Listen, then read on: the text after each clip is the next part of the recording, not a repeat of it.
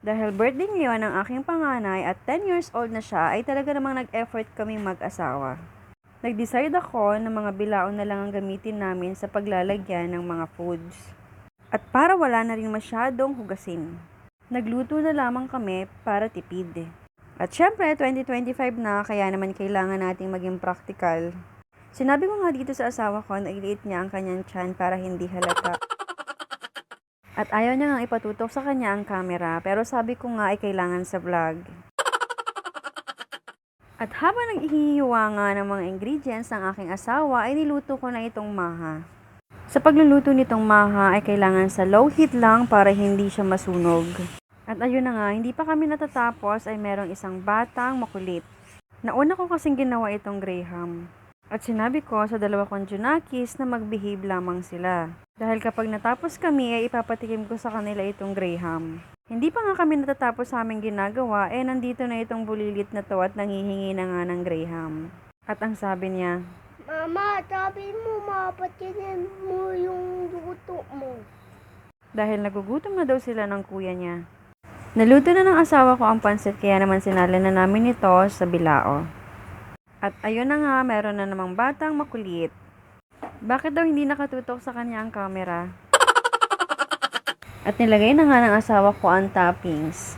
Next naman na ginawa namin ay ang sushi. Gumamit lang kami dito ng maliit na nori dahil wala kaming makita na malalaki. At ito na guys ang ating finished product. Salamat nga pala sa sponsor ng cake, ang aking sister na napaka-thoughtful. Christmas, New Year, birthday, Valentine's, bigla-bigla na lang yan mag-text sa'yo. Thank you, Tita Julie. Happy birthday to you. Happy birthday to you. Happy birthday, happy birthday, happy birthday to you. Tuwing birthday talaga ng aming mga anak ay nagse-celebrate kami kahit simpleng handaan lang. Dahil ito ang date kung kailan sila lumabas dito sa mundo at binigay sa amin ng Panginoon. At sobra namin itong ipinagpapasalamat sa Panginoon. At habang kumakain nga kami dito guys, ay tinatanong namin ng aking anak kung masaya ba siya. Masaya daw naman siya dahil ang Graham at sushi na na-request niya ay ginawa namin. Kung hindi niyo maitatanong guys, at halata naman sa kanyang pangangatawan, hilig lang naman ng anak ko ang pagkain. At favorite niya ang sushi.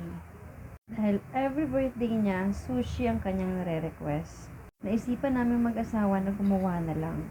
Kasi last birthday niya, nung umorder kami, sobrang mahal at konti lang ang laman. Parang sa kanilang talaga. Hindi namin alam na habang kumakain kami, ay may hinahanap pala ang aking anak. Ito yung time guys na lumapit sa akin ang anak ko at nagtanong kung wala daw siyang gift. Nakalimutan namin ibigay sa kanya yung gift niya. Napagod kasi kami sa pagluluto. Kaya after kumain, parang gusto nang humiga ng katawan ko. Sabi niya sa akin okay lang naman daw. Pero nakita ko may luha sa mga mata niya. Kinukusot niya ang mata niya kasi pinupunasan niya ang luha niya para hindi ko mahalata. Kaya naisip ko na i-prank na lang siya na wala talaga siyang gift. Bakit ka naiyak? Bakit ka naiyak? Bakit ka naiyak?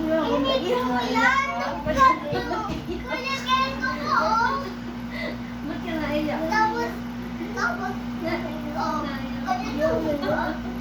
Ano bang gusto mong gift? Ha? Ano ang gusto mo? Ba't ka natingin doon? Nandang ko sa chan mo. Bakit ka natingin doon? Uy, ba't ka natingin doon? Ano bang importante? Ay gift or buo tayo or food? Pinakagusto mo lang? Ha? Diba? Buo tayo. So okay lang kahit wala. Pwede ako dito. Naiyak ka? Hindi ako Nakita ko. naiyak. O bakit naluha? Bakit naluha? Ano bang gusto mong gift? Ano bang specific na gift na gusto mo? Ano nga? Ano, dito ka, dito ka. Alam ko lang lagi tumingin. Ay, kay Cool. Kay kuya yan, Janiel, no? Gusto mo? Dito ka, ayan, ito na yun. Hindi, open mo. Uy. Uy. Ano yan? Yung ano? Yung. Yung akin. Yung? Thank you. Welcome. Kay Papa. Ganda? Opo. Hirap ka na naman. Sabi nga kanina, Mama, pa walang gift? Sabi. Tuloy ko yan eh, nakalaki na lalaki yan. Kuya Penny. Kuya Penny. Ang naregalo pala namin sa kanya guys ay pencil case na may lock. Matagal na niya yan pinabibili sa amin, kaya lang hindi ko binibili kasi nga buo pa naman yung isa niyang pencil case. Gusto daw niya itong may lock kasi lagi daw nawawala ang kanyang ballpen sa school. Para sa akin, hindi naman kailangan ng mahal na regalo para lang mapasaya ang ating mga anak. Na-appreciate din naman nila kahit maliit na bagay. Basta iparamdam lang natin sa kanila na mahal at importante sila sa atin. Thank you. Welcome. I am close to you. Kuya, tiyatua. Kahit kami hindi atua. At nagsimba nga kami kinabukasan para magpasalamat sa lahat ng blessings na ibinibigay ni God. Ito naman bunso ko para papasok sa school. Yun lang guys. Thank you for watching.